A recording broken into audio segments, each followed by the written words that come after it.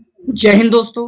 Doubt counter के इस YouTube platform पर मैं कार्तिकेय पांडे आप सबका एक बार फिर से स्वागत करता हूं। मैं अपने इस पॉलिटिकल साइंस के वन शॉट सीरीज में आप सबके लिए लेकर के आया हूं एक नया टॉपिक, जिस पर मैं डिस्कस करूंगा किसके बारे में, आपके इलेक्शन कमीशन के बारे में। किसके बारे में बात करूंगा? इलेक्शन कमीशन के बारे में बात करूंगा, जिसको कहते हैं निर्वाचन आयोग कहते हैं। क्या कहते हैं इसको? निर्वाचन आयोग कहते हैं। जैसा कि मैंने आपको बता ही दिया था कि मैं एक पॉलिटिकल साइंस का वन शॉट सीरीज लाया हूँ, जिसमें क्या है कि जो मोस्ट इंपॉर्टेंट टॉपिक्स हैं, जो आपके पॉलिटिकल साइंस के जो मोस्ट इंपॉर्टेंट टॉपिक्स हैं, उनको मैं इसमें कवर करूंगा। अब है क्या कि एग्जाम्स वगैरह आ ही रहे हैं, ठीक है? तो उस टाइम पे क्या है कि आपको रिवीजन करने की जरूरत है। तो रिवीजन क्या है कि आप सारे चैप्टर्स को तो भाई रिवाइज कर नहीं सकते। तो उस टाइम पे क्या है, जो सिलेक्टेड टॉपिक्स हैं, सिलेक्टेड चैप्टर्स जो हैं आपके, जो एग्जाम में पूछे ही जाते हैं, जिसमें प्रोबेबिलिटी एकदम हाई है कि हाँ इसमें इससे क्वेश्चन पूछेंगे ही, तो वो को उस चैप्टर्स को मैं इसमें डिस्कस कर रहा हूँ, ठीक है? तो इसीलिए आज मैं लेकर के आया हूँ आपके लिए क्या, निर्वाचन आयोग के बारे में। किसके बारे में? इलेक्शन कमीशन के बारे में बात करूंगा। इस वन शॉट में इसके सारे पॉइंट्स को मैं डिस्कस करूंगा, और वीडियो के अंत तक आप बने रहिएगा, क्योंकि इससे जुड़े कुछ मैं एमसीक्यूज भी लेकर के आया हूँ, ठीक है?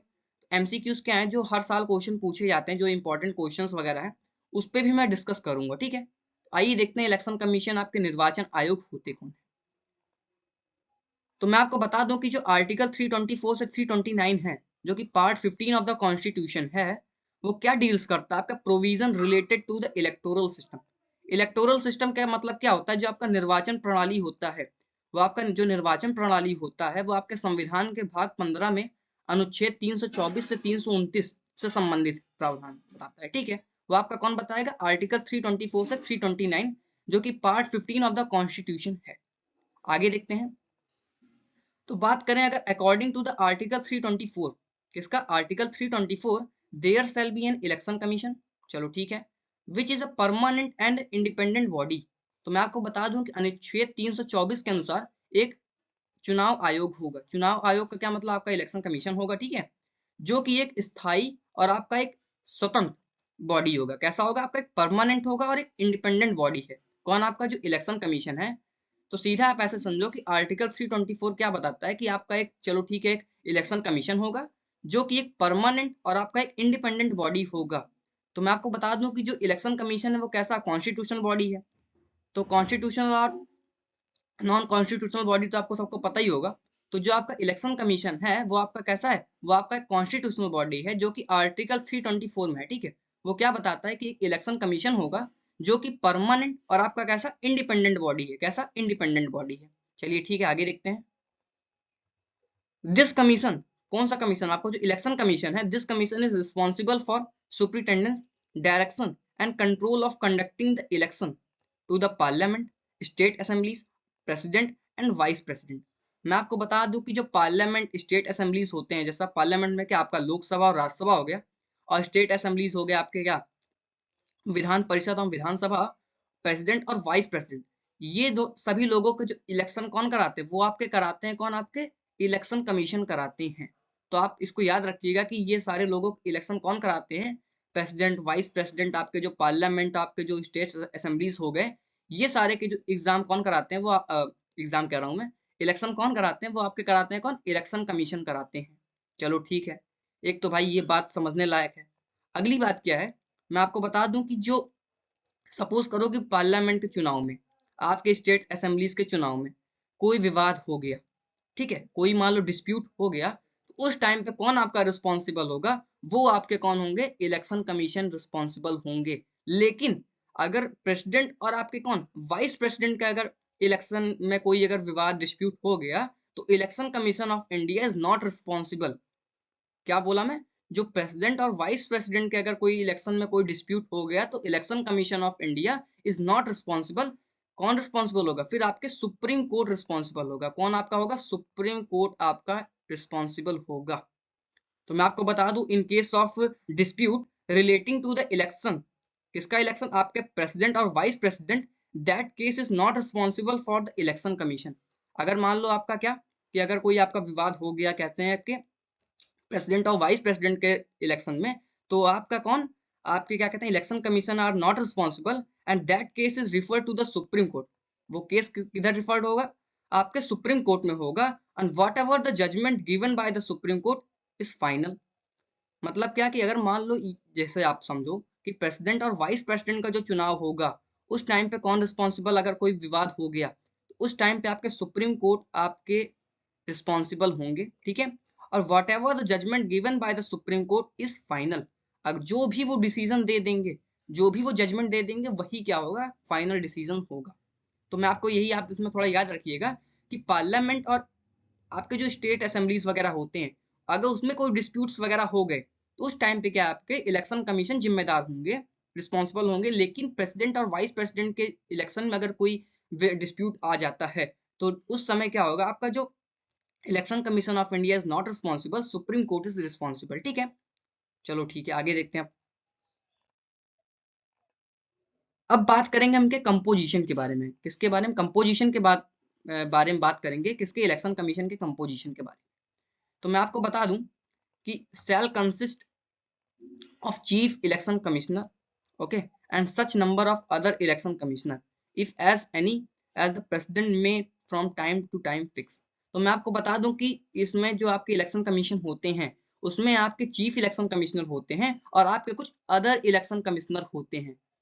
कौन कौन होते हैं, आपके चीफ इलेक्शन कमिश्नर होते हैं और आपके कुछ अदर इलेक्शन कमिश्नर होते हैं, और इसको प्रेसिडेंट क्या करता है, टाइम टू टाइम फिक्स करता है, ठीक है। तो अभी आपको मैं आगे बताऊंगा इस टाइम कितने हैं, तो वही आप क्या करिए कि याद रखिएगा, ठीक है। आगे देखते हैं। All the member of election commissioner appointed by the president. मैं आपको बता दूं कि ये इलेक्शन कमिश्नर जो होते हैं, इलेक्शन कमीशन में जितने भी मेंबर्स होते हैं उनको कौन अपॉइंट करता है, तो उनको अपॉइंट करते हैं आपके राष्ट्रपति साहब करते हैं। और also given to the resignation to the president of India.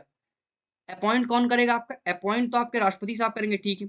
वो अपना रिजिग्नेशन लेटर किसको देंगे, वो अपना रिजिग्नेशन लेटर भी राष्ट्रपति साहब को देंगे। तो ये वेरी इंपॉर्टेंट टॉपिक है, इसको भी पॉइंट्स इसको आप याद रखिएगा, ठीक है। आगे देखते हैं। और मैं आपको बता दूं condition of service and tenure. जो इलेक्शन कमिश्नर जो होते हैं उनका जो सर्विस और टेन्योर है, office of the election commissioner determine the president. वो किनके, कौन निर्धारित करता है, वो आपके राष्ट्रपति साहब ही निर्धारित करते हैं, ठीक है। आगे देखते हैं। President may also appoint after consultation which the election commission such regional commissioner as he may consider necessary to assess the election commissioner. मतलब राष्ट्रपति चुनाव आयोग के साथ ऐसे क्षेत्रीय आयुक्तों को भी नियुक्त करता है। कैसे, आपके और भी क्षेत्रीय आयुक्तों को भी नियुक्त करते हैं, कौन, आपके राष्ट्रपति साहब कहते हैं, जिन्हें वह चुनाव की सहायता के लिए अवश्य समझे। मान लो अगर ठीक है, अगर राष्ट्रपति साहब को लगता है कि हाँ इसमें और लोगों को भी अपॉइंट करना चाहिए तो आपके राष्ट्रपति साहब क्या कर सकते हैं, अपॉइंट कर सकते हैं, ठीक है। आगे देखते हैं। Has been functioning as a multi member body. जो आपका इलेक्शन कमीशन होता है वो आपका एक मल्टी मेंबर बॉडी होता है जिसमें आपके 3 इलेक्शन कमिश्नर होते हैं। तो प्रेजेंटली जब इस समय कितने 3 इलेक्शन कमिश्नर हैं, कितने आपके 3 इलेक्शन कमिश्नर हैं। लेकिन जब ये पहले क्या था, पहले ये सिंगल बॉडी कमिटी था, कैसा, सिंगल मेंबर बॉडी कमिटी था। लेकिन अभी क्या है, मल्टी मेंबर बॉडी है, ठीक है। तो आगे देखते हैं। Hold office for a term of 6 year or until they attain the age of 65 years whatever is earlier। अब आप इसको ऐसा समझो कि जो आपके इलेक्शन कमिश्नर होते हैं, इलेक्शन कमिश्नर जो होते हैं उनकी जो टर्म होती है ऑफिस में वो 6 साल होती है, 6 साल, या वो 65 साल की लास्ट एज उनकी लिमिट है। मतलब क्या, जैसे मान लो अगर मैं 60 साल की उम्र में इलेक्शन कमिश्नर बनता, ठीक है, तो मुझे तो इधर क्या लिखा है, 6 ईयर लिखा है, ठीक है। तो मैं 6 साल नहीं कर पाऊंगा क्योंकि मैं 65 साल की उम्र हो जाएगी, चलो ठीक है। या तो मैं 6 साल ड्यूटी करूं या मेरी लास्ट एज 65 ईयर्स हो। अगर मैं मान लो 20 साल की उम्र में, ऐसा नहीं, ठीक है, मान लो एक मोटा मोटा कि अगर मैं 20 साल की उम्र में मैं इलेक्शन कमिश्नर बनता हूं तो उस टाइम में 6 साल क्या कर सकता हूं, अपने रह सकता हूं, ठीक है। या तो 6 साल रह लूं या तो मेरी एज लास्ट 65 साल की उम्र के पहले, ठीक है। तो वॉट एवर इज अर्ली का मतलब क्या है, दोनों में से जो पहले पड़ जाए। अब ये नहीं कि भाई मैं 63 साल में हो गया तो मुझे 6 साल तक मुझे रहना है, भाई ऐसा नहीं होता, ठीक है। तो आपका 65 ईयर्स लिखा है, ये आपका लास्ट एज है, ठीक है। आगे देखते हैं। और जो आपके इलेक्शन कमीशन होते हैं can resign at any time और also be removed before the expiry of their term. तो वो क्या है कि अपना वो टाइम होने से पहले भी वो रिजाइन कर सकते हैं या उन्हें क्या किया जा सकता है, रिमूव कर भी दिया जा सकता है। उनकी समय समाप्त होने से पहले उनको क्या कर सकते हैं, हटाया भी जा सकता है अपने कार्यकाल से। ठीक है, आगे देखते हैं। अब बात करेंगे इनकी इंडिपेंडेंस के बारे में, किसके, आपके जो इलेक्शन कमीशन है उनके इंडिपेंडेंस के बारे में बात करेंगे। तो जो आपके चीफ इलेक्शन कमीशन होते हैं, provides the security of tenure, can not be remove except in the same manner and on the same ground as a supreme court जज। मतलब क्या है कि इनको ऐसा नहीं है कि जब चाहा तब इनको हटा दिया गया। भाई इनको हटाने के लिए जो भी प्रक्रिया होती है, जो भी प्रक्रिया होती है, आप समझो कि जो सुप्रीम कोर्ट के जज को हटाने के लिए जो प्रक्रिया होती है, वही सेम आपकी प्रक्रिया किधर होती है, वो आपके क्या कहते हैं, इलेक्शन कमिश्नर को भी हटाने के लिए होती है। ठीक है, ये नहीं कि आप चलो ठीक है, जब मन कहा तब तुम्हें रखा, जब चाहा तुम्हें हटा दिया। तो मैंने आपको जब सुप्रीम कोर्ट में पढ़ा रहा था तो उस टाइम मैंने आपको क्या बताया था कि भाई उनको कैसे हटाया जाता है। तो जो अगर आप पढ़े हो तो आप समझ रहे होगे कि उनको कैसे हटाया जा सकता है, और वैसे ही आपके चीफ इलेक्शन कमिश्नर को भी हटाया जा सकता है। चलो ठीक है। एनी अदर इलेक्शन कमिश्नर और a regional commissioner can not be remove except on the recommendation of the chief election commissioner. तो ऐसे ही ठीक है, मैं यही आप समझो कि भी किसी अन्य चुनाव आयुक्त, ठीक है, जो अदर इलेक्शन कमिश्नर होते हैं, ठीक है, या कोई क्षेत्रीय आयुक्त को मुख्य चुनाव आयुक्त की सिफारिश पर हटा नहीं जा सकता। मतलब आप ऐसा सीधा सीधा समझो कि भाई अगर आपको हटाना है इन लोगों को, तो एक संवैधानिक प्रक्रिया होती है, उस संवैधानिक प्रक्रिया से आप इनको क्या कर सकते हो, उनको आप हटा सकते हो। ठीक है, ऐसा नहीं कि आप जब पकड़े जब चाहे तब उनको रखे, जब चाहे तब आप उनको हटा दिए। जैसा कि आपको मैं बताया था, अटॉर्नी जनरल ऑफ इंडिया होते हैं, तो उनके क्या है, उनको हटाया जा सकता है। ठीक है, उनका कोई ऐसा प्रक्रिया नहीं कि उनको हटाने का। लेकिन आपके जो ये चीफ इलेक्शन कमिश्नर होते हैं या आपके जो इलेक्शन कमिश्नर वगैरह हैं, उनको हटाने के लिए क्या है, आपका एक संवैधानिक प्रक्रिया है, आपका एक कैसा संवैधानिक प्रक्रिया है, उसी तरीके से आप उनको हटा सकते हो। आगे देखते हैं। अब आइए देखते हैं इनके पावर्स और फंक्शंस के बारे में देखते हैं कि इनके पावर एंड फंक्शन, आपके जो इलेक्शन कमिश्नर हैं, आपके इलेक्शन कमीशन हैं, जो आपके निर्वाचन आयोग है, उनके बारे में कुछ उनके पावर और उनके फंक्शंस को देखते हैं। तो आपको बता दूं, to notify the date and schedules and to scrutinise nomination paper. तो क्या आप सिंपल सिंपल आज समझो कि डेट वगैरह जो रखना है, नोटिफाई करना है, ठीक है, कब कराना है चुनाव, कब नहीं कराना है, ठीक है, तिथि वगैरह ये सब रखने किसका काम है, वो आपके चीफ इलेक्शन कमीशन का काम है। ठीक है, to grant recognition to political party and allot election symbol to them. मतलब क्या है कि जो भी आपके क्या कहते हैं पॉलिटिकल पार्टीज वगैरह होती हैं, जो भी आपके पॉलिटिकल पार्टीज हैं, उनको जो अलॉट किए जाते हैं सिंबल्स वगैरह। जैसे आपको बता दूं कि बीजेपी का क्या है, आपका कमल का फूल है। ठीक है, आपके आम आदमी पार्टी का क्या है, आपका जो झाड़ू है। तो वो जो आपको इलेक्शन सिंबल, जो आप सिंबल आपको दिए जाते हैं, वो सिंबल आपका कौन देता है। ऐसा नहीं है कि हाँ मुझे अच्छा लग गया ये चीज, भाई मुझे मान लो मुझे ये माउस ही अच्छा लग गया, माउस मतलब आप जो लैपटॉप में कर रहा हूँ, ठीक है, तो अगर मान लो मुझे माउस अच्छा लग गया, आपको अच्छा लग गया, आप बैठ के भाई देख रहे हो मोबाइल से, ठीक है, अगर आपको मोबाइल अच्छा लग गया, तो ऐसा नहीं होता कि आप अपना एक पॉलिटिकल पार्टी बना लोगे और उसका जो सिंबल है उसको आप मोबाइल रख दो, तो ऐसा नहीं होता। जो आपका ये अलॉट किए जाते हैं, जो आपके सिंबल्स वगैरह, वो अलॉट कौन करता है आपको, वो इलेक्शन कमीशन ही अलॉट करते हैं। तो मुझे लगता है आपको ये सब बातें समझ में आ रही होंगी। अब भाई क्या है कि मैं ज्यादा इसमें डिटेल में नहीं आ सकता। डिटेल का मतलब क्या है कि मैं आपको एकदम डिटेल में तो पढ़ा ही रहा हूँ, ठीक है। अब क्या है कि मैं ये वन शॉट है, ठीक है, तो वन शॉट में क्या है कि सारे पॉइंट्स को मुझे जल्दी से ही कवर करने हैं, और मुझे कुछ इसके क्या करने हैं, इंपॉर्टेंट क्वेश्चन पे भी डिस्कस करने हैं। तो ऐसा नहीं है कि भाई अब मान लो भाई मैं इलेक्शन कमीशन पे 4 घंटे की वीडियो बना दूं डिटेल में, तो आप उसको रिवीजन करोगे। भाई आप डिटेल तो पढ़ने आए हो नहीं, एग्जाम्स वगैरह भी आ रहे हैं, तो उस टाइम पे आप क्या क्या करोगे कि आपको भाई रिवीजन करने के लिए आप सोचोगे कितने छोटे में ही मुझे सब चीज मिल जाए। तो वही मैं काम कर रहा हूँ, बाकी मैं डिटेल्स वगैरह में अच्छे से डिस्कस पे करूंगा। ये काफी भाई बहुत बड़ा लेंदी चैप्टर्स वगैरह हैं। ठीक है, तो आगे देखते हैं। अगर वीडियो अच्छी लग रही है तो भाई इसको आप एक लाइक जरूर करिएगा, और लाइक भी करिएगा, क्या कहते हैं, ज्यादा से ज्यादा इसको सब्सक्राइब भी करवाइए लोगों से, ठीक है, जो पढ़ने वाले हैं। ऐसा नहीं कि आप अपने बाबा सब्सक्राइब करवा दिए, ठीक है, दादी से करवा दिए मोबाइल से, मम्मी पापा के, तो ऐसा नहीं है। क्या है कि जो पढ़ने वाले हैं, ठीक है, उनसे आप सब्सक्राइब करवाइए। बाकी हम सभी लोग काफी मेहनत कर रहे हैं इस पे चैनल पे। तो आगे देखते हैं। To appoint officers for inquiry into dispute relating to the electoral arrangement. मान लो अगर कैसा कोई विवाद वगैरह हो जाता है, ठीक है, डिस्प्यूट्स वगैरह हो जाता है, तो उसमें क्या है, इंक्वायरी करने के लिए जो ठीक है, इंक्वायरी करने के लिए जो भी क्या कहते हैं ऑफिस वगैरह को अपॉइंट करना होता है, वो कौन करते हैं आपके, वो आपके इलेक्शन कमीशन ही अपॉइंट करते हैं। आगे देखते हैं। To act as a court to act as a court for settling dispute relating to the granting of recognition to political party and the allotment of election to them। तो मैंने आपको पहले ही इसके बता ही दिया था कि भाई जो भी क्या कहते हैं आपके क्या कहते हैं विवाद वगैरह डिस्प्यूट्स वगैरह हो जाते हैं तो उनको भी क्या करना सेटलिंग वगैरह सेटल वगैरह करना कि भाई भाई हर केस तो भाई सुप्रीम कोर्ट जाएगा नहीं, लेकिन सुप्रीम कोर्ट जाएगा, ऐसा नहीं मैं बोल रहा सुप्रीम कोर्ट नहीं जाएगा। आपके जो क्या कहते हैं राष्ट्रपति साहब और आपके उपराष्ट्रपति साहब के चुनाव में अगर कोई प्रॉब्लम्स वगैरह आ जाती है तो वो दैट केस आपका रिफर हो जाता है, कहता है सुप्रीम कोर्ट चला जाता है और whatever the judgement given to the Supreme Court is final. बाकी आपके जो पार्लियामेंट और आपके स्टेट असेंबलीज जो होते हैं आपके उसमें अगर कोई क्या कहते हैं डिस्प्यूट्स वगैरह हो जाता है तो वो आपके क्या है वो आपके इलेक्शन कमीशन में जाएगा, ठीक है। तो वो सारी केसेस वगैरह का भी वही देखेंगे। अच्छा एक पॉइंट्स आप नोट कर लीजिएगा, काफी इंपॉर्टेंट है, जो आपके म्युनिसिपैलिटीज और आपके जो पंचायती राज, ठीक है भाई वो भी तो चुनाव होते हैं, तो उसको कौन कराता है, वो आपके इलेक्शन कमीशन चुनाव नहीं कराते। आपका जो म्युनिसिपैलिटी और पंचायती राज का जो चुनाव होता है उसको इलेक्शन कमीशन नहीं कराता, उसका क्या है आपका एक सेपरेट जो क्या कहते हैं सेपरेट आपके इलेक्शन क्या कहते हैं आपके बॉडीज होते हैं वही आपके इलेक्शन कराते हैं, ठीक है। तो और उस केस में क्या है कि अगर उस केस में क्या है कि जो भी डिस्प्यूट्स वगैरह होता है तो वही अपना जिम्मेदार होते हैं, ठीक है।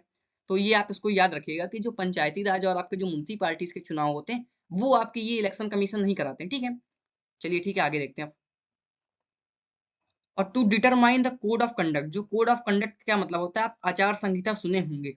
आचार संहिता मतलब क्या आप सुने होंगे चुनाव होने से पहले क्या होता है आचार संहिता लग जाता है, तो उसको डिटरमाइन कौन करता है, वो आपके इलेक्शन कमीशन करते हैं, ठीक है। डिटरमाइन करते हैं ऑब्जर्व करते हैं, ठीक है, candidate at a time of the election, चुनाव के समय पे आचार संहिता वगैरह को भी क्या कहते हैं लगाना पालन करवाना, वो सारे काम किसके, वो आपके इलेक्शन कमीशनर के ही काम है, इलेक्शन कमीशन के काम है, ठीक है। और to advise the president on matter of relating to the disqualification of, क्या एमपी मतलब क्या होता है, ये आपके मेंबर ऑफ पार्लियामेंट्स होते हैं, आपके जो सांसद वगैरह होते हैं उनको क्या करना, अगर उनको डिस्क्वालीफाई कर मतलब अयोग्यता, सांसदों की अयोग्यता से संबंधित अगर कोई बात हो तो उसमें एडवाइस देना किसका, एडवाइस इलेक्शन कमीशन किसको देगा, राष्ट्रपति को देगा, ठीक है। और अगर आपके एमएलएस वगैरह को क्या कहते हैं डिस्क्वालिफिकेशन की बात होगी तो वो गवर्नर को एडवाइस करेगा relating to the disqualification of MLAs. विधायकों की अगर अयोग्यता की अगर संबंधित कोई मामले होंगे तो आपके राज्यपाल को सलाह देंगे कौन, आपके इलेक्शन कमीशन। और अगर क्या कहते हैं आपके सांसदों की अयोग्यता, सांसदों की किसकी, सांसदों की अयोग्यता से अगर संबंधित कोई मामले होंगे तो इलेक्शन कमीशन राष्ट्रपति को सलाह देगा, ठीक है। आगे देखते हैं। और to cancel pools in the event of rigging booth capturing, ठीक है, वायलेंस और अदर। तो मैं आपको बता दूं कि जैसा क्या होता है कि भाई चुनाव वगैरह में क्या होता है कोई हिंसा वगैरह हो जाए, ठीक है, धांधली वगैरह हो जाए, तो धांधली वगैरह तो होते ही हैं, कभी कदार हो ही जाते हैं, तो धांधली वगैरह के और क्या इस सारे मामलों में चुनाव को रद्द करना भी पड़ सकता है, ठीक, तो रद्द करने की भी पावर किसके पास होती है, वो अपने इलेक्शन कमिश्नर के पास होती है, ठीक है भाई। ये हर चीज, अच्छा एक चीज आप देखो हर जगह रद्द करने की बात होती है भाई, अगर कभी कदार मान लो आपके पेपर वगैरह भी रद्द हो जाते हैं ऐसे ना, तो वैसे ही आपकी क्या है आपके इलेक्शन भी रद्द हो जाते हैं।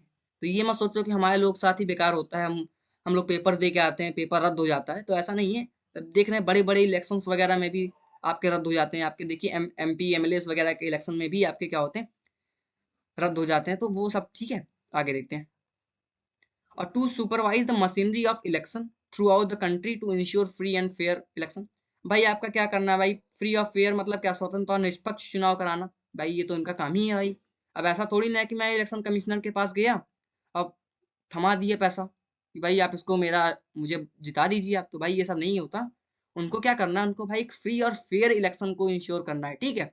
तो वो भी उनके पावर और फंक्शंस में आते हैं। आगे देखते हैं। इसी के साथ जो है क्या होता है अपना वन शॉट जो सारे इंपॉर्टेंट क्या कहते हैं पॉइंट्स में डिस्कस कर लिया हूँ, ठीक है। अब आइए कुछ देखते हैं इसके इंपॉर्टेंट क्वेश्चंस पे भी एक निगाह देख लेते हैं कि इससे क्वेश्चंस कैसे पूछे जाते हैं, ठीक है। और अगर वीडियो अच्छा लगा हो तो आप एक लाइक करिएगा, कमेंट करिएगा, ठीक है। कमेंट क्यों करिए, कमेंट करने से क्या होता है कि हमें पता चलता है कि हम सही पढ़ा रहे हैं कि नहीं, अच्छा पढ़ा रहे हैं कि नहीं। तो क्या होगा उससे हम क्या करेंगे अपना अपने ऊपर थोड़ा और मेहनत करेंगे कि भाई अगर आपको अच्छा नहीं लगेगा तो भाई हम अपने ऊपर और मेहनत करेंगे। बाकी जितना हो सका मैं आपको सारे पॉइंट्स पे डिस्कस किया, सारे पॉइंट्स को मैंने बताया, ठीक है। तो आइए देखते हैं क्या कहते हैं इसके, हम इंपॉर्टेंट क्वेश्चंस पे भी देखते हैं। तो मैं आपको बता दूं कि द चीफ इलेक्शन कमिश्नर मतलब क्या, जो आपके मुख्य चुनाव आयुक्त होते हैं उनको कौन अपॉइंट करता है, उनको कौन अपॉइंट करता है, तो उनको मैंने आपको बताया था कि वो राष्ट्रपति साहब अपॉइंट करते हैं। कौन आपके अपॉइंट करते हैं, वो आपके राष्ट्रपति साहब करते हैं। तो उसके हिसाब से क्या होता है, आपका answer C is the correct option. फिर देखते हैं जो आपके चीफ इलेक्शन कमिश्नर होते हैं उनको can be remove from his office, उनको हटाया जा सकता है कैसे, चीफ जस्टिस उनको हटाएगा, कि उनको राष्ट्रपति हटाएगा, कि उनको प्रोविजन ऑफ कैबिनेट, कि उनको 2/3 majority of member of both houses of parliament on the basis of provision conducted. तो मैंने आपको बताया था ना कि उनको हटाने की जो प्रक्रिया है वो सेम किसके तरीके है, आपको सुप्रीम कोर्ट के जैसे जज को हटाने की जो प्रक्रिया होती है वही सेम प्रक्रिया कैसी है भाई, आपको ये पार्लियामेंट में जाएगा, स्पेशल मेजोरिटी का वोट होगा, ठीक है, स्पेशल मेजोरिटी मतलब 2/3 मेजोरिटी। तो उसके तहत ये आप क्या कर सकते हो, इलेक्शन कमिश्नर को हटा सकते हो, ठीक है। आगे देखते हैं, आंसर डी करेक्ट है, ठीक है। और द क्या कहते हैं, the constitution of India provides for election commissioner under article, तो वो किस आर्टिकल में, ये तो आपको मैंने पहले ही बता दिया कि आर्टिकल 324 में है। तो आपको ये बाई डी ऑप्शन करेक्ट है। तो ऐसे ही क्वेश्चन पूछते हैं, इसमें कोई डरने वाली क्वेश्चंस नहीं है कि बहुत हैवी हैवी पूछ लेगा, ठीक है। तो ऐसे ही आपके पूछेंगे, बस ये क्या है कि आपको सारे उसके जो पॉइंट्स हैं वो आपको एकदम पता होना चाहिए, ठीक है। तभी आप क्या कर सकते हो, आप उसको कर सकते हो, नहीं तो आप कंफ्यूज हो भाई 321 था क्या, फिर 322 था। नहीं, आपको ये सब डायरेक्ट है, ठीक है। तो डायरेक्ट में क्या है, आपको ये सब याद रखना चाहिए कि हाँ 324 आर्टिकल कौन सा है, आर्टिकल 228 क्या है, ये सब सारी चीजें आपको याद होनी चाहिए, ठीक है। अब देखते हैं, election of the office of the president is conducted.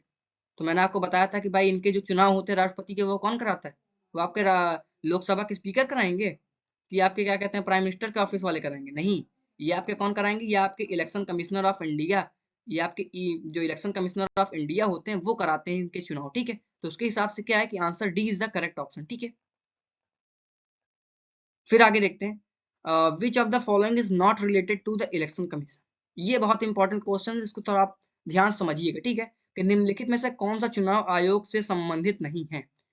To issue notification of election, to distribute election of symbol, to settle the validity of election, to conduct election peacefully. तो इसमें से क्या है, ये आपके जो तीन हैं भाई, डिस्प्यूट्स वगैरह होते हैं, ठीक है।